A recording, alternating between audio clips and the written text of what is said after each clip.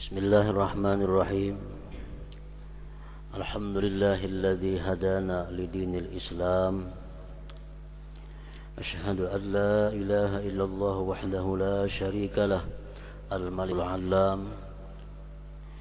Wa asyhadu anna sayyidana Muhammadan abduhu wa rasuluhu afdalul anam.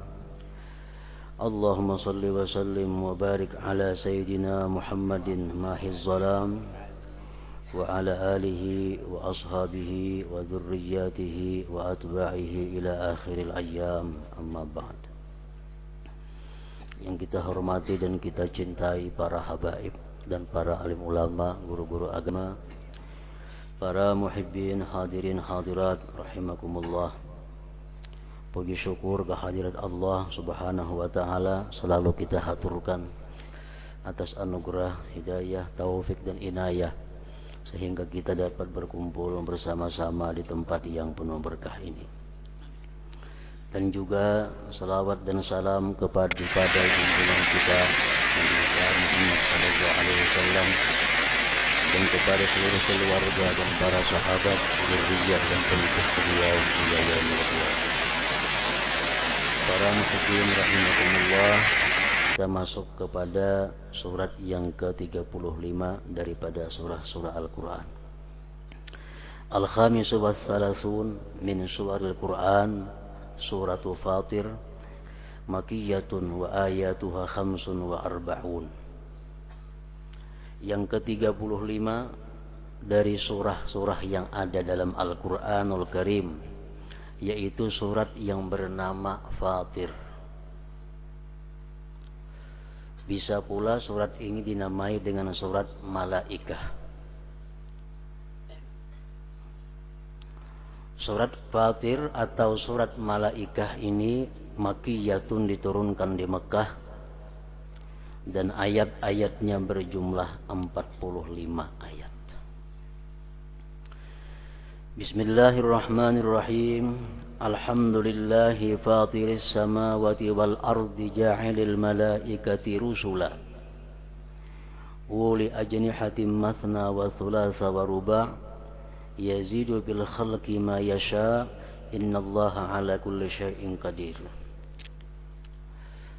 Segala puji bagi Allah, fatiris samawati wal ard, pencipta langit dan bumi. Fatir, makanya di sini disebut surat Fatir. Ja'ilil malaikati, yang menjadikan malaikah. Makanya ayat ini pula disebut, surat ini pula disebut dengan surat Malaikah. Allah menjadikan malaikat rusula, sebagai utusan Allah kepada para nabi dan rasul untuk menyampaikan wahyu, kepada para aulia menyampaikan ilham, kepada orang-orang yang saleh menyampaikan melalui mimpi-mimpi yang baik. Uli ajnihah, malaikat-malaikat itu dicipta Allah mempunyai sayap-sayap. Masna, ada malaikat yang bersayap dua seperti layaknya burung, punya sayap dua. Wasulasa, ada yang punya sayap tiga. Waruba, ada yang punya sayap malaikat itu 4 sayap. Yazidu bil khalqi ma yasha, menambah Allah pada menjadikannya sesuatu yang Dia kehendaki. Sesungguhnya Allah atas tiap-tiap sesuatu qadir, menguasai. Jadi malaikat itu dicipta Allah bersayap. 2 ada, 3 ada, 4 ada sayapnya, bahkan lebih. Rasulullah sallallahu alaihi wasallam bersabda, Ra'aitu Jibril inda sidratil muntaha walahu sittu mi'ati janah. Ujar beliau, aku melihat Jibril di sisi sidratil muntaha. Sayap Jibril berjumlah 600 sayap. Macam apa bentuknya macam apa kira-kiranya, kita kada bisa membayangkan dengan akal kita. Karena ini perkara alam malakut. Alam malakut, alam yang kada bisa dijangkau dengan panca indera kita. Dalam hadis lain menyebutkan di Israfil isna asyara alfa janah. Israfil mempunyai 12.000 sayap. Kalau Jibril cuma 600 sayap. Tapi kalau Israfil bahkan punya 12.000 sayap. Para muhibbin rahimakumullah. Malaikat adalah sesuatu yang wajib kita imani, sesuatu yang wajib kita percaya akan keberadaannya. Siapa yang tidak percaya bahwa malaikat itu ada, berarti dia tidak percaya dengan Al-Quran.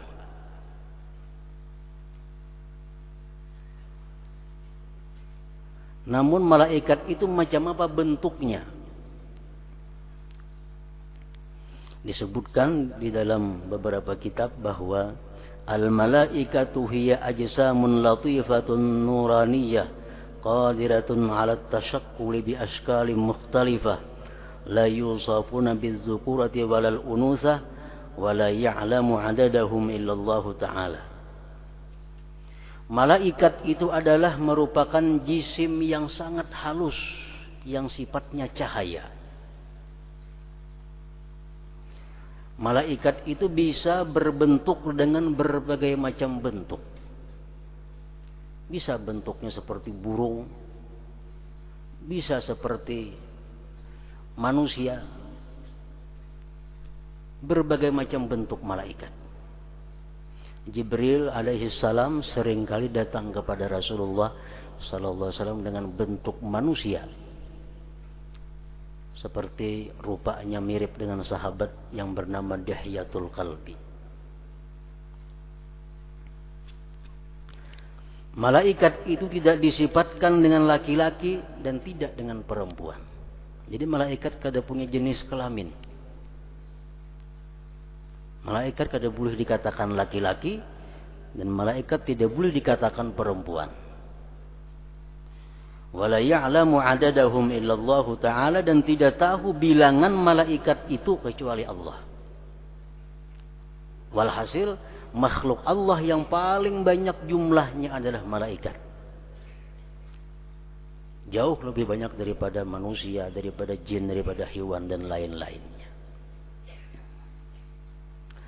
Para muhibbin rahimakumullah, dari sekian banyak malaikat itu ada 10 malaikat yang wajib kita imani secara rinci. Yang wajib kita hafal nama-namanya dan tugas-tugasnya. Yang lain dari 10 itu tidak wajib.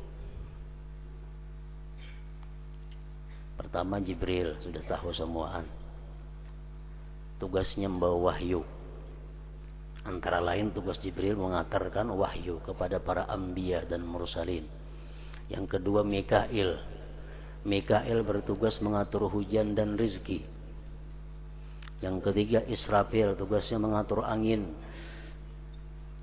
dan peniup sangkakala nanti pada saatnya. Yang keempat malaikat Israel. Ibnu Hajar Al-Haytami mengatakan dalam kitabnya Fatawal Hadisiyah bahwa Israel ini malaikat yang awal diciptakan Allah dan akhir matinya. Malaikat yang pertama dicipta Allah adalah Israel, dan yang pendudian mati Israel juga. Tugasnya tukang cabut nyawa. Muntah dahulu mati, siapa lagi tukang cabutnya? Yang kelima Munkar Nakir. 5, 6 Munkar Nakir. Israel punya tugas mencabut nyawa. Munkar Nakir bertugas menguji keimanan manusia di dalam kubur.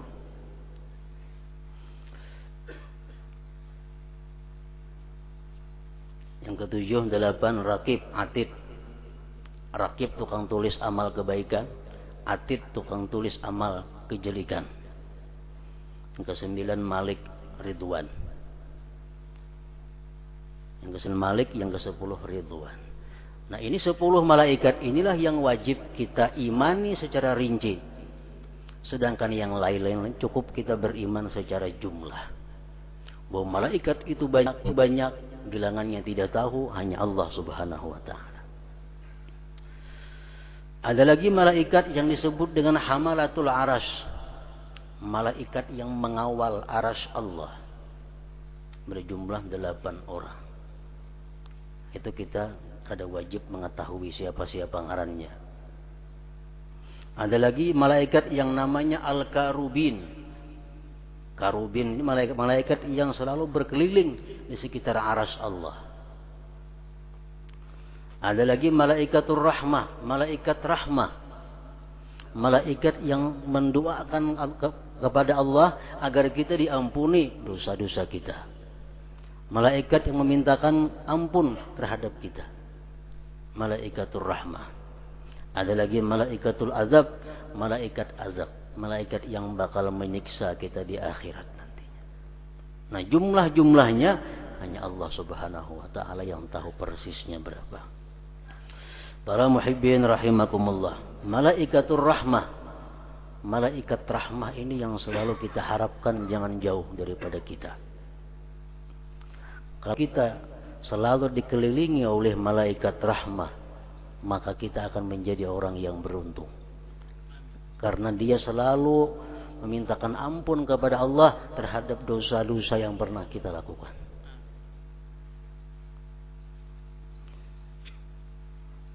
Rasulullah SAW bersabda, Innal malaikata la tadkhulu baitan fihi tamathilu aw surah. Sesungguhnya malaikat, maksudnya adalah malaikat rahmat ini. Malaikat yang memohonkan ampun kepada Allah terhadap dosa-dosa kita. Malaikat-malaikat itu tidak mau masuk ke dalam satu rumah yang di situ ada patung-patung hewan atau patung manusia. Patung yang sempurna, mulai kepala sampai batisnya lengkap. Patung kuda, patung burung, patung ayam, patung gajah. Malaikat kadang mau dekat dengan itu. Maksudnya malaikatur rahmah.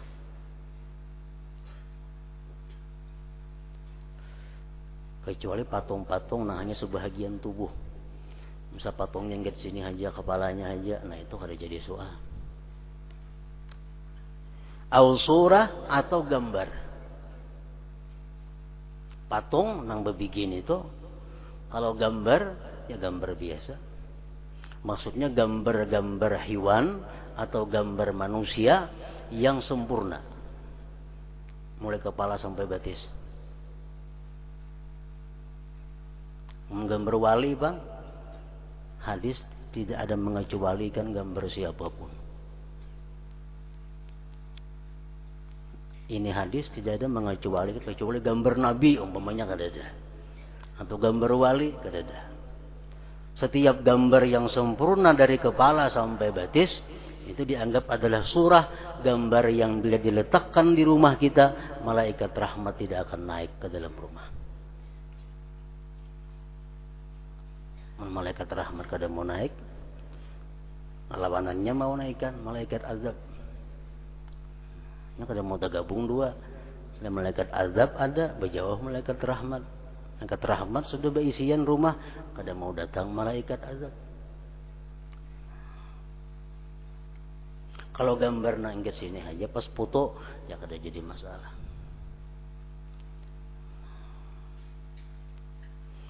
Nah, para ulama ada yang mengatakan bahwa dimaksud dengan gambar yang tidak mau dimasuki malaikat rahmat itu adalah gambar yang berbekas bila disentuh. Ada yang mengatakan gambar potret adalah boleh. Tapi ini pendapat-pendapat. Kalau kita ambil apik, kalau kita ambil ihtiyat di dalam rumah kita, apalagi di tempat di mana kita beribadah kepada Allah, jangan ada satupun gambar yang akan membuat tidak mau masuknya malaikat rahmat itu. Para muhibbin rahimakumullah. Malaikat azab, wajib kita percaya bahwa malaikat azab itu ada. Seringkali disebut dengan malaikat az-zabaniyah. Malaikat zabaniyah, malaikat yang bertugas menyeret kita ke dalam neraka. Kepalanya zabaniyah ini berjumlah 19 orang. Anak buahnya hanya Allah yang tahu. Rasulullah SAW bersabda, "Man arada ayyunjiyahullah minaz zabaniyati 19, fala yaqra bismillahirrahmanirrahim, fa innaha 19 harfa liyaj'alallahu bikulli harfin minha najatahu min wahidin minhum." Rawahu Tsalabi. Ujar Rasulullah, siapa hendak selamat daripada malaikat zabaniyah, siapa hendak selamat daripada malaikat azab yang berjumlah 19 orang, baca ya Nabi kita Bismillahirrahmanirrahim. Karena Bismillahirrahmanirrahim itu jumlahnya 19 huruf. Malaikat zabaniyah pun jumlahnya 19 orang. Satu huruf daripada Bismillahirrahmanirrahim mencukupi untuk satu orang malaikat zabaniyah. Kalau kita membaca Ratibul Attas, kita membaca itu Bismillahirrahmanirrahim, Bismillahirrahmanirrahim, Bismillahirrahmanirrahim. Dan Ratibul Attas itu ada dibuat.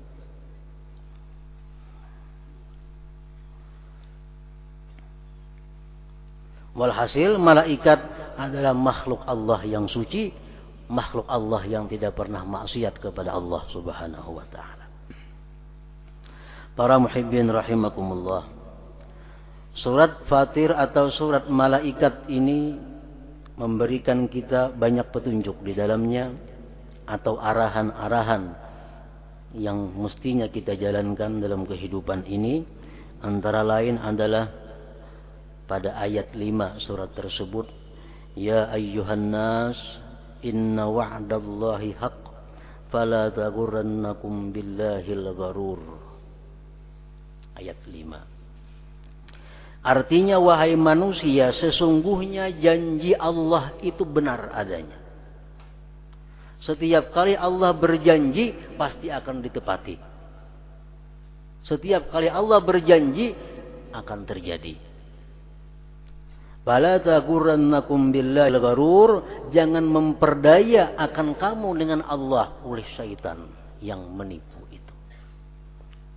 Jangan sampai kita diperdaya oleh syaitan. Sebabnya apa yang dijanjikan Allah itu pasti terjadi, sedangkan apa yang dijanjikan oleh syaitan pasti palsu. Al-Quran banyak mengandung janji-janji Allah Subhanahu wa ta'ala. Kita yakini, seyakin-yakinnya dalam hati kita bahwa yang dijanjikan Allah itu pasti akan terjadi. Innallaha la yukhliful mi'ad. Allah tidak pernah menyalahi janjinya. Kita ambil satu contoh janji Allah Subhanahu wa ta'ala di dalam Al-Quran, yamhaqullahu riba wa yurbis sadaqat wallahu la yuhibbu kulla kaffarin athim. Ini Allah memberikan janji. Ujar Tuhan, yamhaqullahu riba. Allah akan menghancurkan riba. Wa yurbis sadaqat, dan Allah akan mengembangkan sedekah. Dan Allah tidak cinta akan orang-orang yang kafir dan berdosa. Jadi riba sangat dekat dengan kekafiran. Ini Allah berjanji. Orang yang riba akan dihancurkan Allah.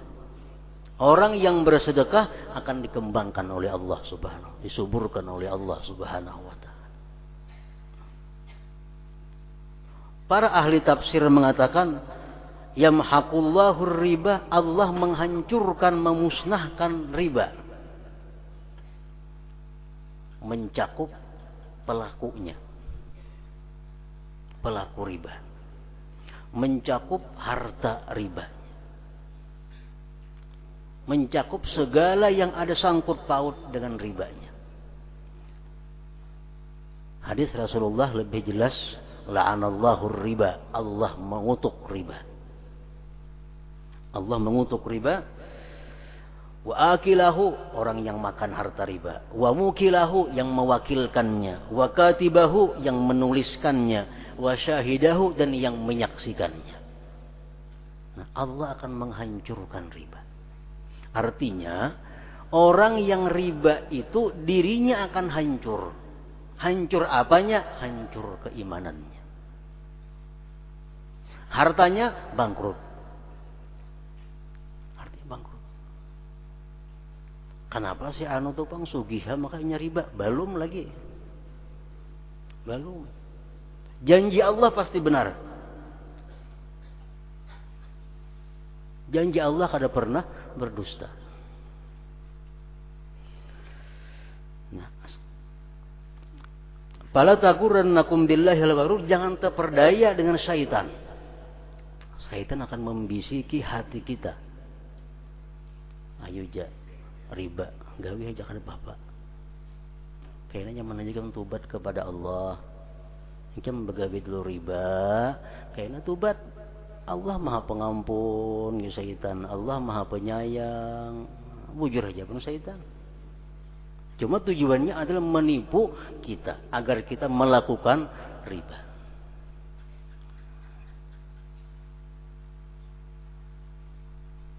Jadi jangan sampai kita terperdaya dengan bujukan-bujukan syaitan. Setiap kali kita akan tergelitik di dalam hati kita untuk melakukan maksiat, itu berarti bujukan syaitan.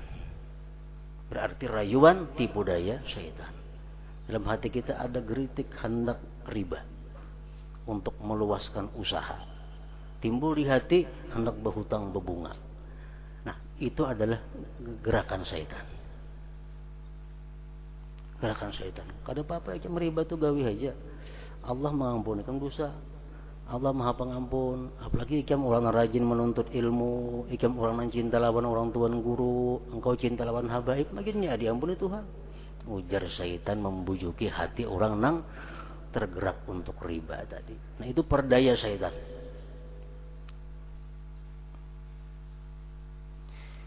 Wa yurbis sadaqat, dan Allah Subhanahu wa taala akan menyuburkan sedekah. Orang yang bersedekah diganti 10. Kenapa aku bersedekah? Kan ada ganti-gantinya. Allah pasti benar. Apakah digantikan dalam dunia atau di akhirat nanti. Pokoknya setiap sedekah yang kita lakukan, asalkan dengan benar sedekahnya, pasti akan Allah kembangkan sedekah itu. Hadis Rasulullah mengatakan, satu suap yang kita sedekahkan itu akan digandakan seperti gunung Uhud. Bisa dalam dunia, bisa di akhirat, akan dibayar oleh Allah Subhanahu wa taala. Pokoknya pasti akan terjadi. Para muhibbin rahimakumullah, dalam kita bersedekah itu pun kita kada akan lepas daripada tipu daya syaitan.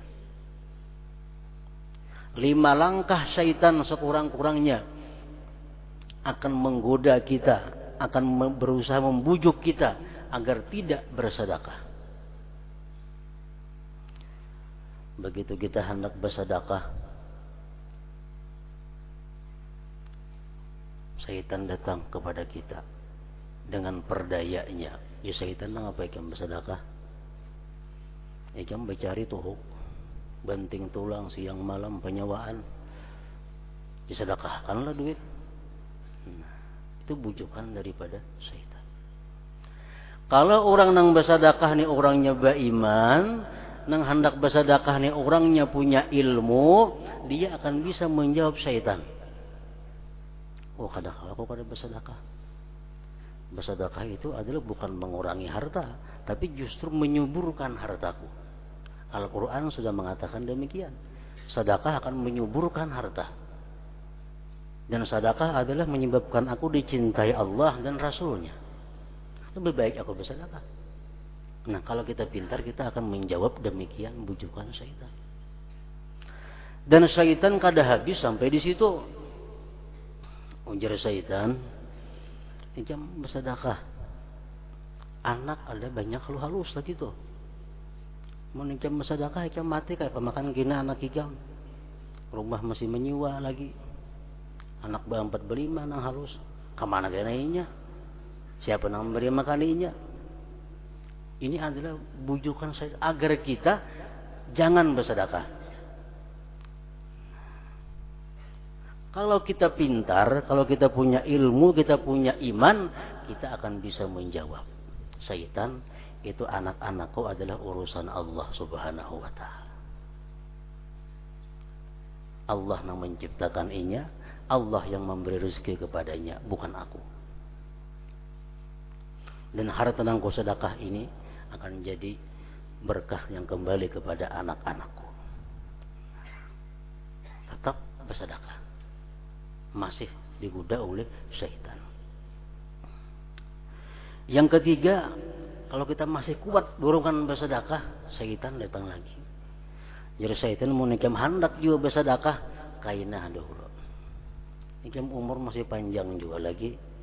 Baik ini bersedekah tuh parak mati bagus. Jadi husnul khatimah ikam juga syaitan. Sedekahkan mati ikam husnul khatimah. Jadi wah ini kayak naga dulu bersedekah. Itu godaan syaitan. Kalau kita dapat ilmu, kita ada hidayah dari Allah, kita akan bisa menjawab. Syaitan, aku umur kada tahu barangkali mbah ini aku mati. Barangkali kada sampai 60 tahun. Barangkali esok aku mati. Kada sempat lagi aku bersedekah. Baik aku bersedekah wah ini. Nah ini orang pintar ngarannya. Syaitan kada habis sampai di situ. Dia syaitan amun ikam karas na bersedekah wah ini juga umum makan.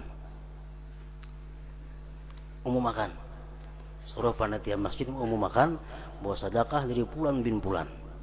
Supaya ikam dianggap orang sosial, ikam dianggap masyarakat sebagai orang yang dermawan. Artinya apa? Kita kada ikhlas jadinya. Kita kada ikhlas. Jadi bersedekah pahalanya kada ada. Kita kada dapat pahala berarti kemenangan syaitan. Nah, kita dapat ilmu, kita dapat hidayah dari Allah, kita akan bisa menjawab. Kalau kayak itu udah ikhlas syaitan ngarannya. Kada ikhlas aku dosa dapat pahala kada ada. Napa gunanya kada ikhlas? Bersedekah secara sembunyi-sembunyi. Bersedekah secara sembunyi-sembunyi. Akhirnya syaitan kalah. Ampihlah syaitan, kada ampih laginya. Tuntung kita bersedekah sembunyi-sembunyi, datang lagi syaitan. Nah, sekarang ikam syaitan orang yang mulia. Ikam sekarang orang yang hebat di sisi Allah. Ikam orang yang mulia di sisi Allah. Ikam orang yang ikhlas bersedekah. Amun kita maihakan bujukan syaitan itu, kita ngarannya sifat ujub akan timbul. Ujub akan mengurangi nilai pahala amal ibadah kita. Nah, kalau kita pintar, kita punya ilmu, kita akan bisa menjawab, wahai syaitan, aku beribadah, aku bersedekah itu sembunyi-sembunyi adalah anugerah daripada Allah, bukan karena kemuliaan diriku, tapi itu hidayah, inayah semata-mata dari Allah Subhanahu wa ta'ala. Nah, hanya kita selamat sedekah kita. Al-Quran mengatakan fala taghurrannakum billah al-gharur. Jangan sampai kamu terperdaya oleh bujuk rayu daripada syaitan yang terkutuk itu. Dia akan menggoda kita, kalau bisa kita bermurtad. Kalau kada kawa murtad kita, inya membujuk kita supaya kita jangan beribadah. Inya kalah juga supaya ria ibadah kita. Walhasil, kalau kita masuk neraka, berarti kita akan mengawani inya dengan syaitan dan kawan-kawannya. Itulah tujuan daripada syaitan ini, menambah kawan sebanyak-banyaknya, mengajak kawan sebanyak-banyaknya untuk masuk ke dalam neraka nanti. Nah, para muhibbin rahimakumullah. Dengan adanya 5 hal itu kita kuasai, maka sedekah kita akan diterima dengan baik di sisi Allah Subhanahu wa taala. Nah, kemudian selanjutnya adalah surat Yasin. Hadratin Nabi sallallahu alaihi wasallam al-Fatihah.